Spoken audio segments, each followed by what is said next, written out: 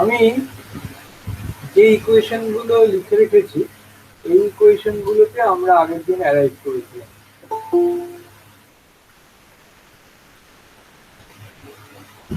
প্রথম ইকুয়েশনটা হচ্ছে A44 আর A11 কে নিয়ে এইটা। সেকেন্ড ইকুয়েশনে যেটা অ্যারাইভ করা হয়েছিল A11 square minus B A41 square equals to 1। আর থার্ড ইকুয়েশন যেটা ছিল V A11 square plus C square A41 A44 equals to 2। এবার এখান থেকে আমাকে সলভ করে বের করে আনতে হবে কটা ইকুয়েশন আছে, তিনটে ইকুয়েশন আছে। আর আননোন কটা আছে, A11 আছে, A41 আছে, A44 আছে। তাহলে তিনটে আননোন আছে, তিনটে ইকুয়েশন আছে, সলভ করে না বের করার কিছু নেই। তো দেখা যাক, আমি যদি এই ইকুয়েশনটাকে কি শুরু করি, তাহলে এইটাকে আমি এই সাইডে দেখি C square equals to A41 square, that is equal to A11 square. আর এখানে একটা তো 1 মাইনাস A11 স্কোয়ার হবে। তো লিখতে আমি ভুল করেছি, ডাইরেক্ট এটা লিখলেই তো হয়। A41 স্কোয়ার যদি হয়, মানে তুই এটাকে এই সাইডে নিয়ে এসছি, তুই ওয়ানটাকে ওইদিকে নিয়ে গেছি, A11 square minus 1 divided by A6 square. তাহলে এখানে A41 স্কোয়ার পেয়ে গেলি। এবার এই ইকুয়েশনে যদি আমি চাই, তাহলে A44 এর ভ্যালুটাকে চাই। A44 মানে হচ্ছে যে এইটাকে আমি এদিকে আনবো, মাইনাস ভি A11 স্কোয়ার আর এখানে সি স্কোয়ার A41। এবার এই দুটোকে একসঙ্গে আমি এখানে বসাবো, এই ফার্স্ট ইকুয়েশনটা বসাবো। তাহলে কি হবে, এখানে হলো সি স্কোয়ার ভি স্কোয়ার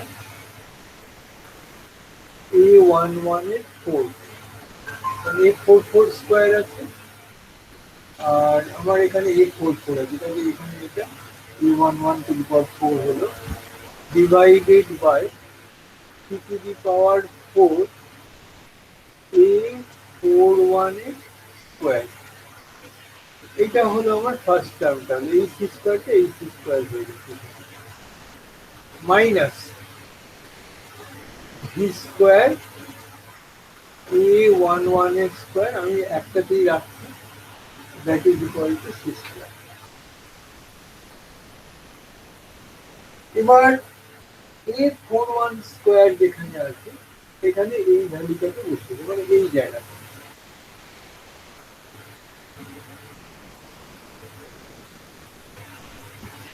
মানে এখানে হয়ে গেল A11 এর স্কোয়ার মাইনাস 1, আর ওপরে তো সি স্কোয়ারটা উঠবে, এই সি স্কোয়ারটা উপরে উঠবে, মানে এটা সি টু দি পাওয়ার 4 হয়ে গেল। তো পরের লাইনে বোঝাই যাচ্ছে সি টু দি পাওয়ার 4টাকে আমি ক্যান্সেল করে দেবো ওপরে নিচে। তো এইরকম একটা ইকুয়েশন দাঁড়িয়ে যাচ্ছে V square A11 whole to the power 4 into A11 square minus 1, that is minus V square A11 square equals to 6 square. তো এবার আমি প্লেন A11 স্কোয়ার মাইনাস 1 দিয়ে গোটা ইকুয়েশনটাকে মাল্টিপ্লাই করে দেবো। তাহলে কি হবে, V square A11 two the power 4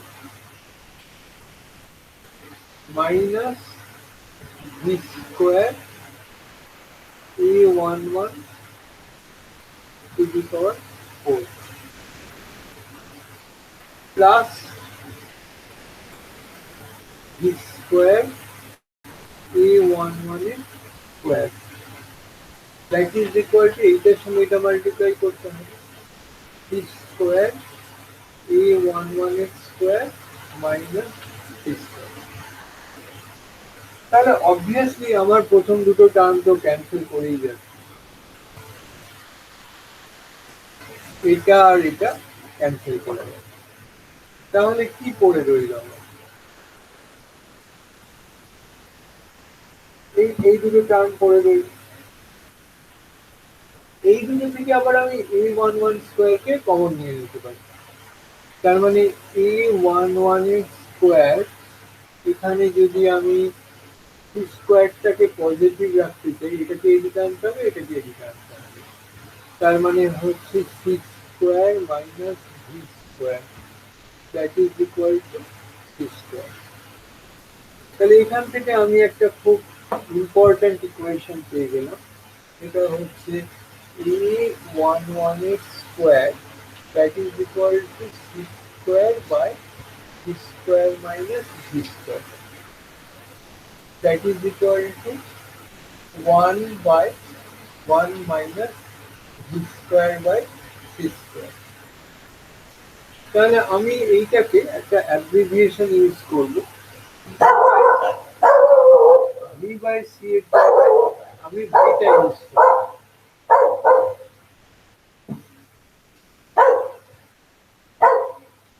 1 minus beta square, যেখানে V square by C square ছিল, বিটা স্কোয়ার ইউজ করলাম। তাহলে এ ওয়ান ওয়ান কত হবে? 1 by root over 1 minus beta square.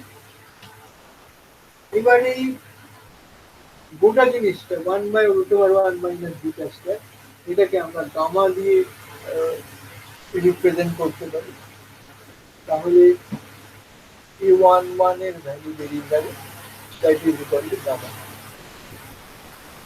যেখানে গামা হচ্ছে এইটা।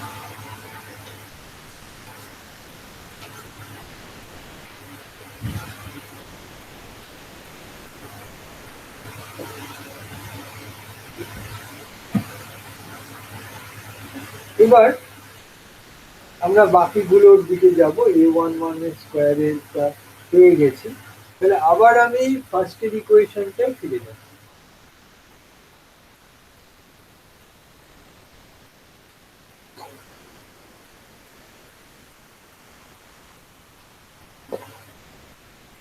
ফার্স্টের ইকুয়েশনটা হচ্ছে সি স্কোয়ার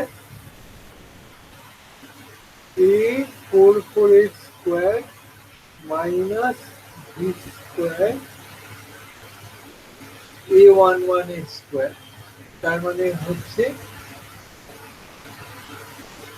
সি স্কোয়ার, আমি ওই আগের ফর্মটা রাখছি, divided by C square minus V square that is equal to C square. তাহলে C square A four four এর স্কোয়ার কত হয়?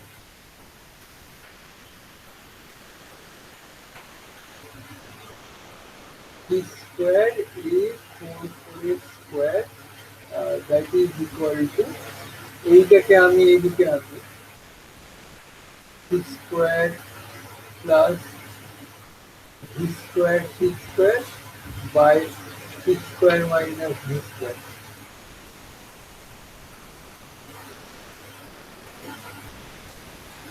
তাহলে এ ফোর ফোর এর স্কোয়ার যেটা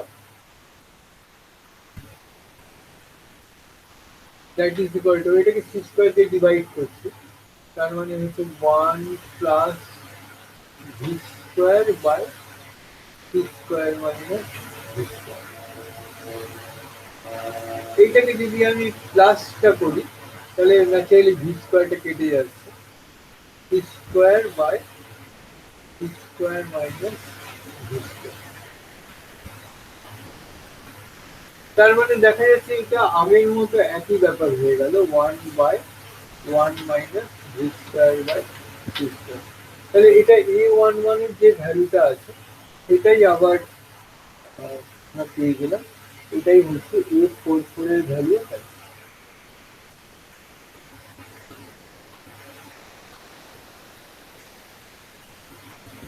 এটা এ ফোর ফোর এর স্কোয়ার ছিল, এটাকে বিটা স্কোয়ারে এ ফোর ফোর একে root over 1 minus beta square, তার মানে ওটাই হচ্ছে গামা। এবার তাহলে আমাদের আর এই ইকুয়েশনটা নিলেই কাজ চলে যাবে। এখানে এ ফোর ওয়ান স্কোয়ার আছে, এটা আমরা নিতে পারি, এটা নিতে পারি, এটা নিলে একটু বড় হবে, অনেক বড় ইকুয়েশন আছে, তার থেকে এটা হবে।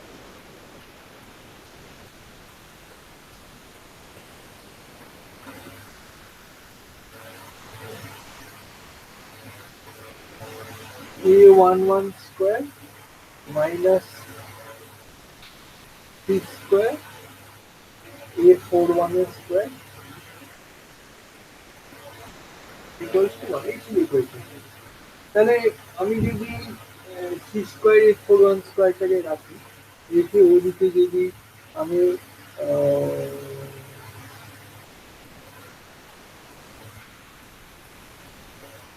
এটা সি স্কোয়ার a41 স্কোয়ারটাকে ওদিকে নিয়ে গেছি, তাহলে a11 স্কোয়ার মাইনাস 1 হবে,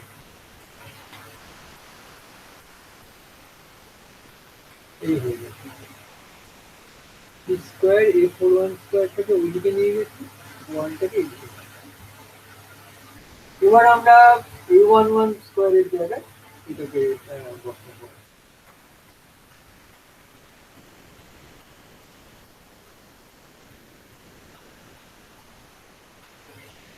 That is equal to c square by c square minus b square.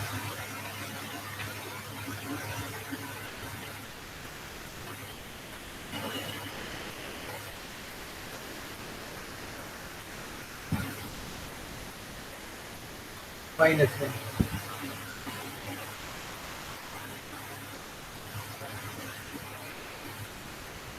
তো এটাকে যদি আমি ইভ্যালুয়েট করি, তাহলে অবভিয়াসলি পেয়ে যাব minus V square by C square minus V square. তাহলে a41 স্কোয়ারের ভ্যালু কত হবে?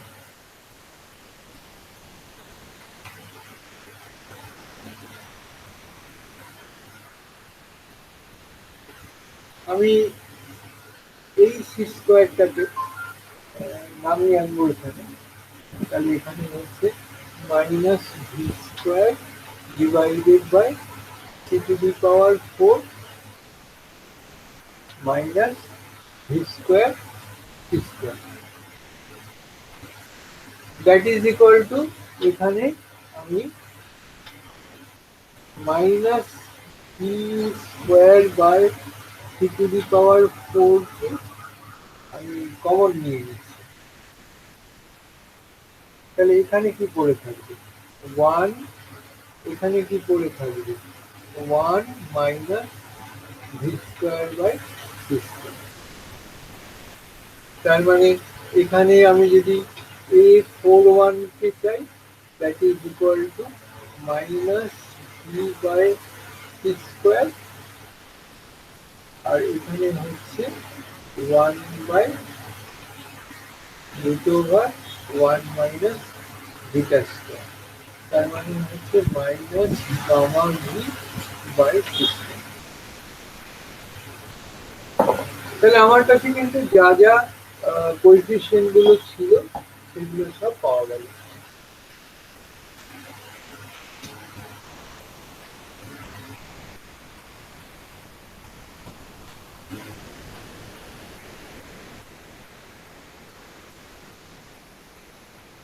এবার তো আমি এদের অরিজিনাল ইকুয়েশনে সাবস্টিটিউট করে দিতেই পারি। এই ইকুয়েশন গুলোতে যেগুলো আছে, এই ইকুয়েশন গুলো মানে এক্স প্রাইমের ওয়াই প্রাইমের যে ইকুয়েশন, আমাদের আলটিমেটলি যেটা ইকুয়েশন দাঁড়িয়ে গিয়েছিল, সেই ইকুয়েশনটা আমি আর একবার লিখছি।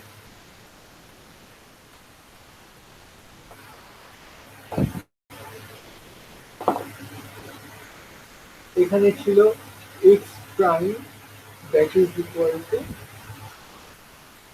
a11 into x minus gt, y প্রাইমের ভ্যালু ছিল y, z প্রাইমের ভ্যালু ছিল z,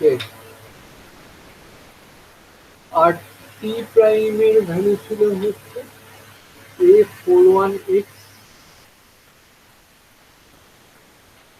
প্লাস a44t।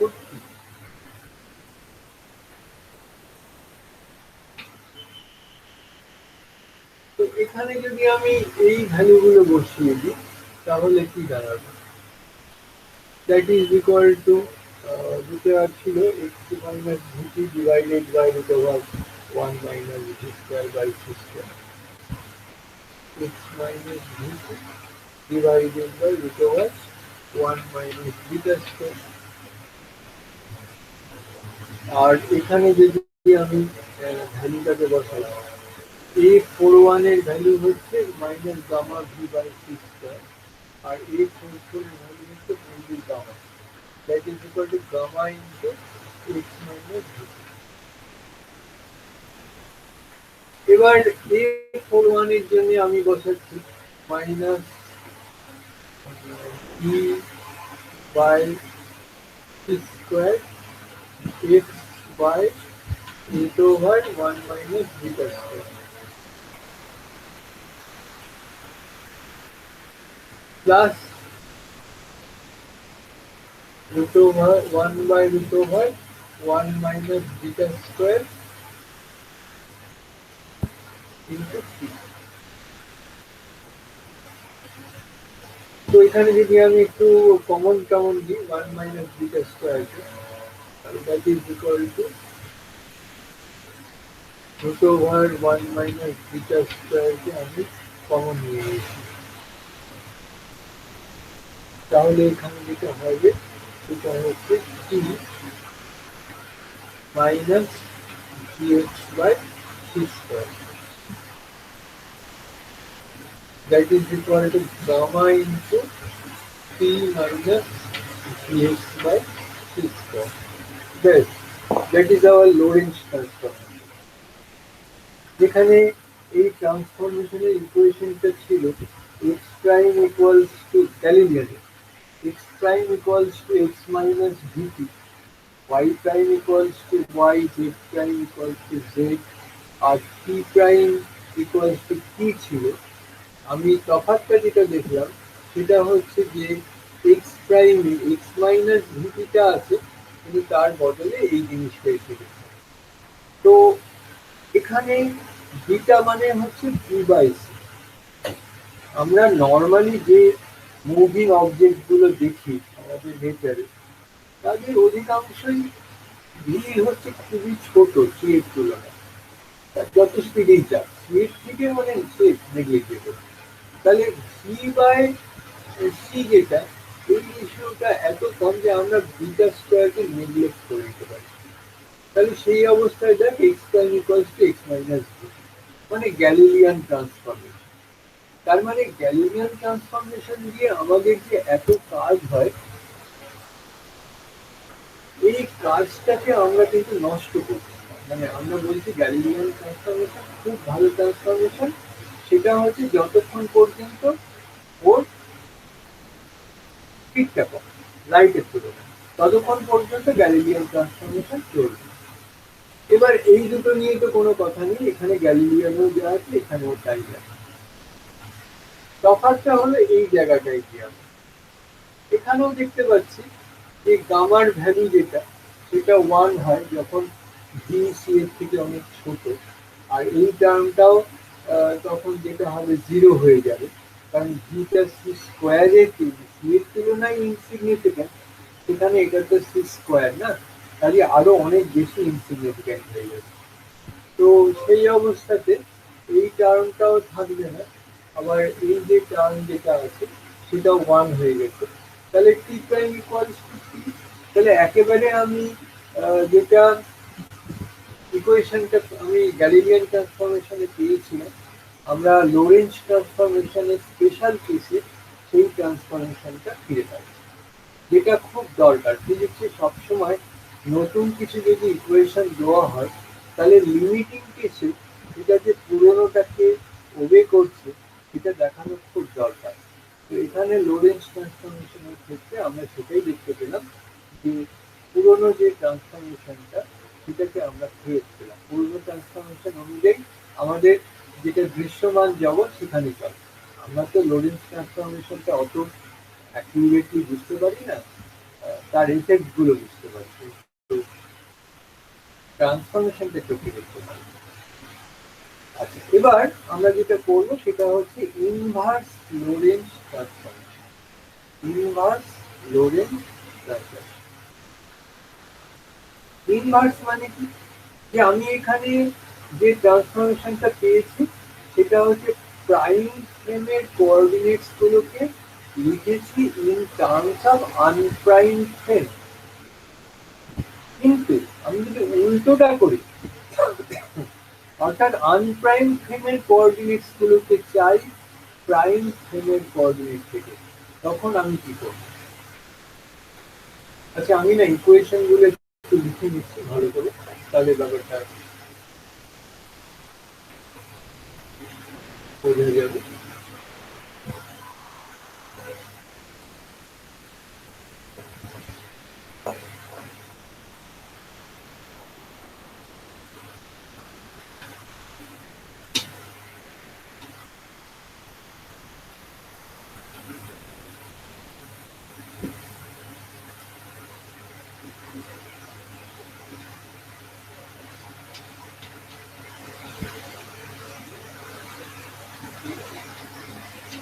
এইটা হচ্ছে আমার পি প্রাইমের যে ইকুয়েশন, আর ওটা এক্স এর এক্স প্রাইমের ইকুয়েশন। গামা মানে অবভিয়াসলি 1/√1 মাইনাস বিটা স্কয়ার। আমি এটা খুব ছোট করে লিখবো বলে আমি গামা হিসেবে লিখে দিয়েছি। এবার আমি যদি ইনভার্স ট্রান্সফরমেশনটা করতে চাই, তার মানে কি আমাকে এক্স প্রাইম না লিখে এক্স লিখতে হবে, ওয়াই লিখতে হবে, জেড লিখতে হবে, টি লিখতে হবে। আর এইদিকে যেটা বসে বসে বসে এইদিকে যেটা, সেটাকে আমাকে কি লিখতে হবে, এক্স ওয়াই জেড আর টি এর টার্মে লিখতে হবে। এক্স ইকুয়ালস টু আমি এক্স ওয়াই জেড এদের টার্মে লিখে, অবভিয়াসলি এখানে ওয়াই ওয়াই প্রাইম সেম হবে, জেড জেড প্রাইম সেম হবে, এক্স আর টিটা কি হবে সেটা আমাকে ভেবে দিতে হবে। তো এটার জন্য আমি ডিটেল ক্যালকুলেশনটা করার দরকারই নেই। কেন নেই না, আমি রিলেটিভিটির ফার্স্ট পস্টুলেটকে মনে করছি। ঠিক এ স্থির আছে, এ চলছে, সেই জ্ঞানটাই আমাদের নেই। এখানে যে ফ্রেমটা আছে, যে মুভিং ফ্রেমটা আছে, এইটা একটা ফ্রেম, এটা একটা ফ্রেম, দুজনের এক্স অ্যাক্সিস কোইনসাইড করেছিল ইত্যাদি ইত্যাদি। এটা এস প্রাইম ফ্রেম, এটা এস ফ্রেম। এখন যখন আমি এস প্রাইম ফ্রেমের কথা ভাবছি, তখন এস দেখতে পাচ্ছি কি যে ও ভি ভেলোসিটি নিয়ে এক্স অ্যাক্সিস বরাবর এগিয়ে যাচ্ছে। এবার যখন আমি এস ফ্রেমের কথা ভাববো, তখন এস প্রাইম কি দেখবো, যে আমি স্থির আছি, ও মাইনাস ভি ভেলোসিটি নিয়ে উল্টো দিকে এগিয়ে যাচ্ছে। তাহলে এই লোরেন্স ট্রান্সফরমেশন যদি আমাকে এইখান থেকে শুরু করতে হয়, তাহলে যেখানে ভি ভেলোসিটি নিয়ে এগিয়ে গেছিল একই ইকুয়েশন হবে, কেবল ভি এর জায়গায় মাইনাস ভি হবে। তো তাহলে আমি যদি এখানে বসিয়ে দিই, তাহলে কি হবে, gamma into X plus V, এখানে টি ইকুয়ালস টু কত, gamma into T plus V X by C square. এইটাকে বলা হচ্ছে ইনভার্স লোরেন্স ট্রান্সফরমেশন, আর এইটাকে বলা হচ্ছে লোরেন্স ট্রান্সফরমেশন। পরীক্ষার খাতায় প্রশ্নটা খুব ভালো করে দেখতে হবে যে কোনটা লিখতে বলেছে। অনেক সময় বলা হতে পারে যে লোরেন্স ট্রান্সফরমেশনটা লেখো বা ইনভার্স লোরেন্স ট্রান্সফরমেশনটা লেখো। তো সেইটা শুনে আমাকে এখান থেকে উত্তরটা লিখতে হবে। যদি ডিরাইভ করতে বলে তো করবো, যদি ইনভার্সটা ডিরাইভ করতে বলে তাহলে ডিরেক্টটা ডিরাইভ করে সেখান থেকে ভি এর জায়গায় মাইনাস ভি বসাবে। আর যদি কারোর মানে কেউ চায় তাহলে প্রথম থেকেই যেভাবে আমরা এসছি সেইভাবে আসতে যেতে পারি, কিন্তু আজ পর্যন্ত কোনো ইউনিভার্সিটিতে কোনো দিন আমি ইনভার্স লোরেন্স ট্রান্সফরমেশনের ডেরিভেশন দেখি। যেটুকু আছে সেটা হচ্ছে যে লোরেন্স ট্রান্সফরমেশনটা লেখো, সেখান থেকে ইনভার্স লোরেন্স ট্রান্সফরমেশন কি করে পাবো সেইটা, সেই ইকুয়েশনটা বের করো। এইভাবে আমরা যেটা করতে পারি। তো এখন আমাদের কাছে কিন্তু বেশ খানিকটা অস্ত্র চলে এসেছে। আমরা এর আগের দিনই খুব ডিটেইলে ডিসকাস করেছি যে এর যে এফেক্ট হতে পারে রিলেটিভিটি, সেটা হচ্ছে মেনলি তার সাইমালটেনিয়েটিটা কনসেপ্টটা নষ্ট হতে পারে। একটা রড, তার লেন্থটা কেউ ছোট দেখবে, কেউ বড় দেখবে। যে যে যে ফ্রেমে রডটা থেমে আছে সেই ফ্রেমটাকে আমরা প্রপার ফ্রেম বলেছিলাম। সেই প্রপার ফ্রেমের রডটার লেন্থ হচ্ছে ম্যাক্সিমাম। আর অন্যান্য যে কোনো ফ্রেমে যেটা প্রপার ফ্রেম নয়, সেখানে ওর যে লেন্থ সেটা ছোট হয়ে যাবে মনে হবে। কন্ট্রাকশন অফ লেন্থ, যেটা লরেন্স ফিটজেরাল্ড অনুমান করেছিলেন যে মাইকেলসনের নাল রেজাল্টটা এক্সপ্লেন করার জন্য। আর থার্ডেরটা হচ্ছে টাইম ডাইলেশন। টাইমকে ডাইলেক্ট করতে দেওয়া হচ্ছে। অর্থাৎ আমি যদি একটা প্রপার ফ্রেমে একটা ঘটনা রেকর্ড করি একই প্লেসে, আর তার মধ্যে যদি আমি টাইম ডিফারেন্স দেখি, তো আমরা বলবো যে এই টাইমটা মিনিমাম হবে। অন্য যে কোনো ফ্রেম থেকে দেখলে আমরা দেখবো যে টাইম ডিফারেন্সটা বেড়ে গেছে। এগুলো সবই আমি ফিজিক্যালি এক্সপ্লেন করেছি। আজকের দিনটা হচ্ছে ম্যাথামেটিক্যালি এক্সপ্লেন করার জন্য, কাজে আমরা এটাকে ম্যাথামেটিক্যালি এক্সপ্লেন করি।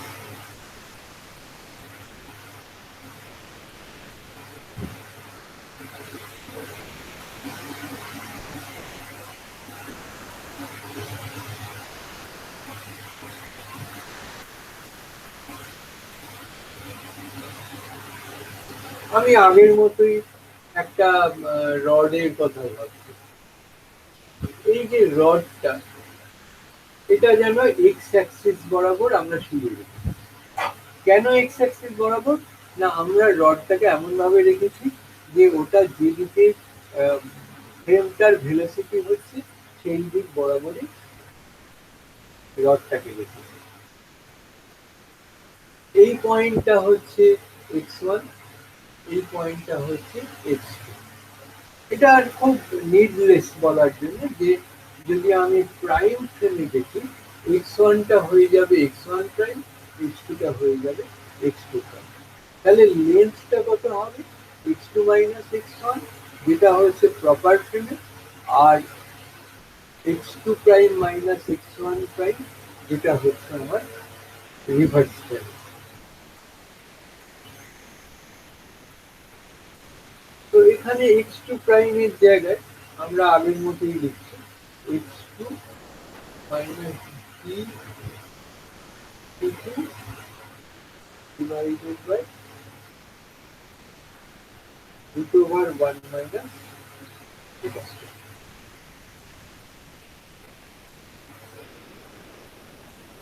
সেরকম করে x1 প্রাইম কেও যদি আমি লিখি, তাহলে হবে ওটা x1 minus vc1 by root over 1 minus beta square। এবার আমাকে খেয়াল করতে হবে যে আমি লেন্থ মাপার সময় কি বলেছিলাম। আমি বলেছিলাম কি যে একই সময় আলো দু প্রান্ত থেকে চোখে আসবে। তার মানে এখানে Q1 Q2 কে সমান হতেই হয় বাই ডেফিনিশন। আমি যখন একটা রডের লেন্থ মাপবো, 1 সেকেন্ড বাদে একটা এন্ড থেকে লাইট এলো, আর 2 সেকেন্ড বাদে আরেকটা এন্ড থেকে লাইট এলো, সেই দুটোকে তো আমরা কম্পেয়ার করি না। ওই 1 সেকেন্ডের মাথায় এখান থেকে যেটা আসছে ওখান থেকেও সেই লাইটটাই আমরা নেবো। সে আগে পরে যেটা যাই বেরোক না, ওইটাই হবে আমাদের লেন্থের যে মাত্রা। তো এখানে আমরা যদি সেই কাণ্ডটাই করি, তাহলে আমরা এখানে টুকুর জায়গায় আমরা ধরে নেওয়া জায়গাটা Q1 বসিয়ে দিই। এবার যদি আমি x2 prime minus x1 prime করতে যাই, তাহলে কি হবে? তাহলে আমি 1 মাইনাস বিটা স্কোয়ার তো দুজনের মধ্যেই আছে, আর এখানে vt1টা ক্যান্সেল করে যাচ্ছে, তাহলে এটা হয়ে যাচ্ছে x2 মাইনাস x1।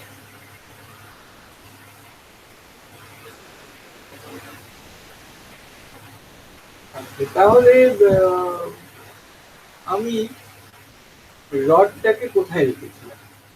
রডটাকে আমি রেখেছিলাম প্রাইম ফ্রেমে, এটা মনে রাখতে হবে। রডটাকে আমি প্রাইম ফ্রেমে রেখেছি। তার মানে অ্যাকচুয়ালি আমার কাছে x2 মাইনাস x1 যেটা, x2 prime minus x1 prime যেটা, সেইটাকে আমি L0 ধরে নিই। তাহলে এই x2 মাইনাস x1 মানে হচ্ছে এল, আর এইটা মানে হচ্ছে এল জিরো। মনে রাখতে হবে যেখানে প্রপার ফ্রেম হয় সেটাতে জিরো সাফিক্সটা দিতে হয়, 1 minus beta square, that is very basic.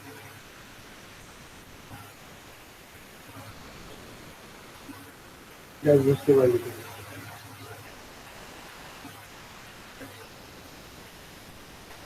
আমরা তাহলে কি দেখতে পাচ্ছি এখানে বিটার ভ্যালু কত, ভি বাই সি, মানে এটা একটা ফ্র্যাকশন। তো এইটাও একটা ফ্র্যাকশন, তার মানে এই জিরোকে যদি ফ্র্যাকশন দিয়ে আমরা মাল্টিপ্লাই করি তাহলে আমরা কি পাবো, আমরা ওটাকে কমে গেছে দেখি, একটা রডের যে লেন্থ সেই লেন্থটা যেন অ্যাজ ছোট হয়ে গেছে, এটা আমরা দেখতে পাবো। এখানে একটা জিনিস মনে রাখতে হবে যে যদি খুব জোরে ওটা না যায় তাহলে সেক্ষেত্রে ভি বাই সি এর ভ্যালুটা ওটা প্রায় জিরো। তো সেক্ষেত্রে এটা এল ইকুয়ালস টু এল জিরো। আমাদের যেটা ডেইলি এক্সপিরিয়েন্স, একটা বাস সে থেমে আছে যখন তার যা লেন্থ সেটা চলতে শুরু করলো আর তার লেন্থটা ছোট হয়ে গেল, এরকম তো হয় না। তার কারণ হচ্ছে বাসটার যে স্পিড সেটা লাইটের স্পিডের থেকে অনেক অনেক কম। তো সেক্ষেত্রে আমার এল ইকুয়ালস টু এল জিরো। যখনই সেটা অনেক, এটা লাইটের সমান স্পিডে প্রায় যাচ্ছে, তখন কি হবে, ভি বাই সি এর ভ্যালুটা অ্যাপ্রিসিয়েবল হয়ে যাবে। তখন এখানে এল জিরোর থেকে এলটাকে ছোট হতে দেখবো আমরা। ঠিক আছে, এবার আমরা এর পরের ধাপটা যাব। এর পরের ধাপ যেটা, সেটা হচ্ছে যে টাইম কি করে ডাইরেক্ট করবো, সেটাকে আমরা একটু দেখি।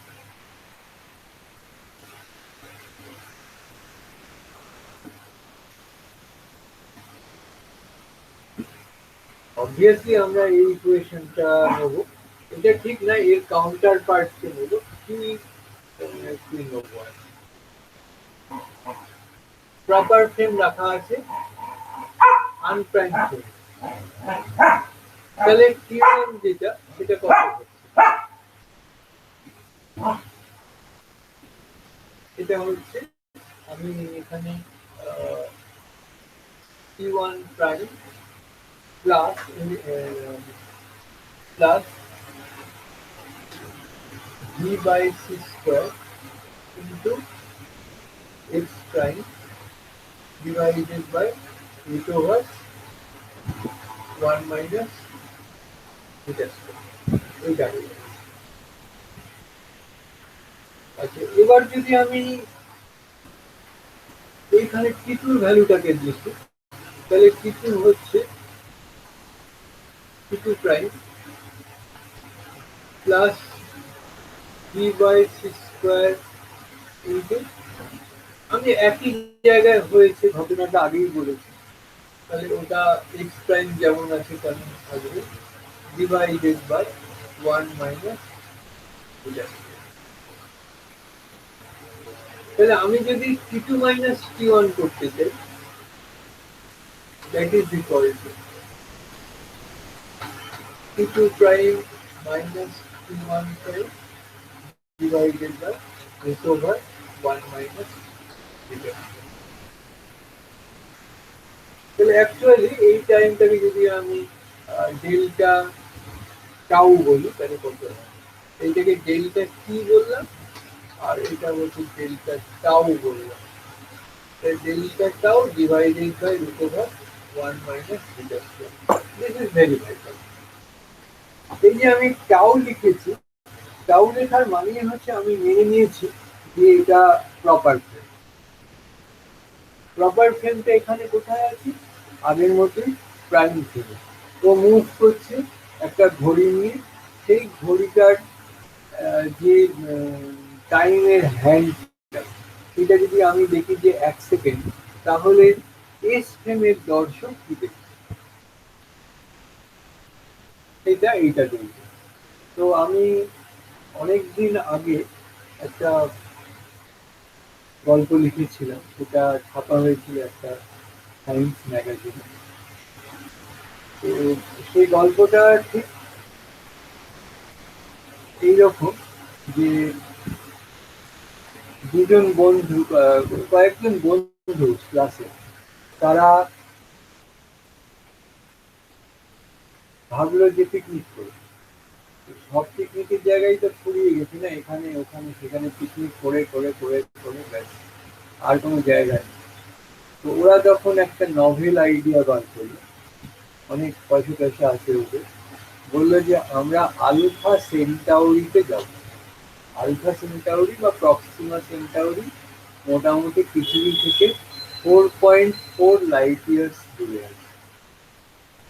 তো সেখানে যাব হাফ অ্যান আওয়ারে, ওখান থেকে হাফ অ্যান আওয়ার টিফিন করবো, আবার হাফ অ্যান আওয়ারে আমরা পৃথিবীতে ফিরে আসবো, তারপর পরের দিন ক্লাসে চলে আসবো, যেমন আসছি তেমন চলে আসবো। মাত্র 1.5 ঘন্টার আউটিং, সমস্ত রান্না টান্না করে নিয়ে যাচ্ছে, কাজে অসুবিধা হবে। এবার রকেটের যে ক্ষমতা সেটা খুব আগে ভবিষ্যতের কথা, কাজেই ওটা অনেক তার শক্তি আছে, অনেক জোরে যাওয়ার ক্ষমতা আছে। তো যদি প্রক্সিমা সেন্টাউরি বা আলফা সেন্টাউরিতে যেতে হয় 8 ঘন্টায়, তাহলে তাকে লাইটের থেকে অনেক বেশি জোরে যেতে হবে। তো এরা যখন সেটা করতে গেল বাস্তবে, তখন দেখতে পেল কি যে কিছুতেই স্পিডটা আর বাড়ছে না। স্পিড বাড়ার একটা লিমিট আছে, মানে কিছুক্ষণ পরে দেখতে পেল যে স্পিডটা যতটা বাড়ার কথা ততটা আর বাড়তে পারছে না। তো তখন ওরা খুব অবাক হয়ে গেল যে যদি স্পিড না বাড়ে তাহলে কি করে 8 ঘন্টায় পৌঁছবে, বা স্পিড বাড়ছে নাই বা কেন, ইঞ্জিন খারাপ হয়েছে। ওরা খুব মানে ইয়ে আর কি, খুব ইঞ্জিন টিঞ্জিন বোঝে। নিচে নেমে গেল, নেমে গিয়ে দেখলো ইঞ্জিন ইজ ওয়ার্কিং পারফেক্টলি, যেমন ফোর্স হওয়ার সেই ফোর্সই তৈরি হয়েছে। তো তখন তাহলে ওদের মনে হবে যে ফোর্সটা যখন জেনারেট করছে, রকেট কেন যেতে পারে। তার ওদের কাছে একটা পসিবল কারণ হতে পারে যে তাহলে আমার মাসটা কিন্তু বেড়ে যাবে। আমার যে রকেটের যে মাস আছে সেই মাস যদি বেড়ে যায় তাহলে অ্যাক্সিলারেশন কমে যাবে। কাজেই এই অবস্থাতে কনক্লুশন হচ্ছে যে ভেলোসিটির সঙ্গে মাসটা ভ্যারিয়েবল, লাইটের থেকে বেশি জোরে যাওয়া যাবে না। তো ওরা খুবই দুঃখ পেল যে তাহলে তো আর 4.4 বছর ধরে তো আর প্রক্সিমা সেন্টাউরিতে যাওয়া যায় না। তো একবার চলো আমরা এই এটা ট্রান্সপারেন্ট এটা খুলে দেখি সেন্টাউরিকে, 8 ঘন্টা বাদে আমরা চলে যাব। কিন্তু যখন ওরা সিটটা সরিয়ে দিল, ট্রান্সপারেন্ট উইন্ডোটা বের করে দিল, তখন দেখতে পেল একটা অদ্ভুত দৃশ্য। এটা হচ্ছে যে ওদের স্পিড সিট থেকে বেশি না, কিন্তু প্রক্সিমা সেন্টাউরির মধ্যে যে ডিস্টেন্সটা এটা ছোট হয়ে গেছে, মানে প্রক্সিমা সেন্টাউরি ওদের অনেক কাছে চলে এসেছে। তাহলে সেই অবস্থাতে তো ওরা পৌঁছতেই পারে না, কারণ ওদের স্পিড লাইটের স্পিডের থেকে হয়তো অনেক কম বা কাছাকাছি, লাইটের স্পিডের থেকে তো বেশি নয়, কিন্তু ডিস্টেন্স যদি ছোট হয়ে যায় তাহলে তো ও যেতেই পারে। সুতরাং 8 ঘন্টার মধ্যে ওরা পৌঁছে গেল। পৌঁছে গিয়ে সেখানে 8 ঘন্টায় টিফিন করলো এবং বাকি 8 ঘন্টায় একদম নির্বিঘ্নে বাড়ি পৌঁছে গেল। কিন্তু আনফর্চুনেটলি ওরা একটু বিকেল বিকেল করে বেরিয়েছিল, মানে রাত হয়ে গেছে। তো এই অবস্থাতে ওরা পরের দিন যখন কলেজে গেল, তখন গিয়ে শেষ চমকটা দেখতে পেল যে তাদের সঙ্গে যারা ক্লাস করতো তাদেরই একজন দুজন টিচার হয়ে চলে এসেছে। মানে ওদের বয়স যেটা সেটা বেড়েছে 1.5 ঘন্টা, আর পৃথিবীতে যাদের যারা ছিল তাদের বয়স বেড়ে গেছে 8.8 ইয়ার্স। তো এটা একটা খুব শকিং ব্যাপার। এটা টাইম ডাইলেশন হয়েছে, লেন্থ কন্ট্রাকশন হয়েছে, মাসের ইনক্রিমেন্ট হয়েছে। এই হচ্ছে আমাদের রিলেটিভিটি। আমরা আস্তে আস্তে আরো এটার ডিপ একটা ব্যাপারে যাব। তো আজকে এইটুকুই লোরেন্স ট্রান্সফরমেশনের। একটা কথা কেবল বলা বাকি আছে, সেটা হচ্ছে এই যে আমি ডেল্টা টাউ লিখেছি, এটা জেনে শুনে একেবারে, মানে এটা এস্টাবলিশড একটা সিম্বল। যখনই আমি টাউ লিখবো সেটা প্রপার টাইম মিন করবো, আর যখন আমি টি লিখবো তখন সেটা অন্য টাইম, যেটা একটু অন্য ফ্রেমের টাইম মিন করবো। এবার যদি আমি ডেল্টা টাউকে আমি যদি কখনো জিরো করতে পারি, মানে এখানে যে কোনো একটা টাইমকে আমি যদি জিরো করি, that does not mean that it is zero in other. এটা সাইমালটানিয়েটির যে ব্যাপারটা, এইখানে জিরো হলে ওখানেও জিরো হবে, সেই ব্যাপারটা কিন্তু এখানে থাকে। এটা আমরা এই ইকুয়েশন থেকে দেখি। যদি আমি এক্সটাকে ডিফারেন্স, এখানে কেন ডেল্টাটাও জিরো করলে ডেল্টা টি জিরো হচ্ছে, কারণ এখানে এক্সই নেই। কিন্তু যদি আমি এখানে এক্স ওয়ান এক্স টু দুটো পজিশনে রাখি এখানে, তাহলে কিন্তু পেয়ে জিরো করতে পারবো। এর সঙ্গে আরো টার্ম ছিল, এই টার্মটা থাকার জন্য সাইমালটেনিয়াসলি উইল বি লস্ট। এখানে কি একটা তাহলে ভয়ঙ্কর কথা বোঝা গেল, যে একই জায়গায় যদি দুটো ঘটনা ঘটতেই থাকে, তাহলে সাইমালটেনিয়াসলি ঠিক থাকে। যদি এই দুটো দুটো লোকেশনে থাকে, তাহলে সাইমালটেনিয়াসলি লস্ট। এটা খুবই অদ্ভুত, কারণ কি দু জায়গা থেকে লাইট এসে চোখে আসছে, একই জায়গা থেকে যদি লাইট আসছে তাহলে সেটা একই সঙ্গে দুজনের চোখে পড়বে। ঠিক আছে, তাহলে আজকের মধ্যে এখানে থাক। আমরা নেক্সট দিন আমরা পরের এর কনসিকুয়েন্স যেটা সেখানে চলে যাব। আমরা কাইনেমেটিক্সে ঢুকে, সেটা একটু চাপ।